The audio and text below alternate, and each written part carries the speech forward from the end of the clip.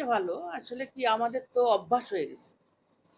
প্রথম থেকে এই পর্যন্ত একটা রুগী আসলে আমরা সেবা যত্ন করে সুস্থ করি। কিন্তু আমাদের তো হসপিটালে আসলে ছুটি কম। শিফটিং করতে হয়। তারপরে রুগী বেশি, সিস্টার কম, ছুটিও তো দিতে পারে না এরা, যে ঊর্ধ্বতন কর্মকর্তা।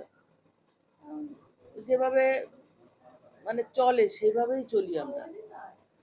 আর অনুভূতি আর কি বলবো, অনুভূতি থাকলেও চাপায় রাখতে হচ্ছে যে আমাদের যে মানে আমরা এক জায়গায় যাবো, বেড়াতে যাবো, সেটা আমাদের অফ রাখতে হয়, কাজ করতে হয়।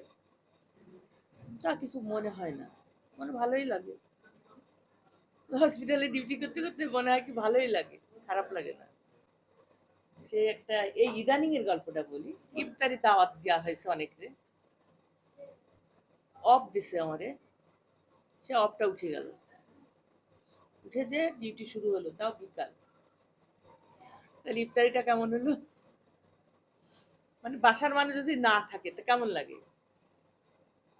এরকম হয়। এটা এখন মেনে নিতে হয়। এখন আমার বিকাল ডিউটি, বাসায় সবাই ইফতারি করতেছে না, আমি নাই, কিন্তু কিন্তু দুনিয়া তো চলতেছে।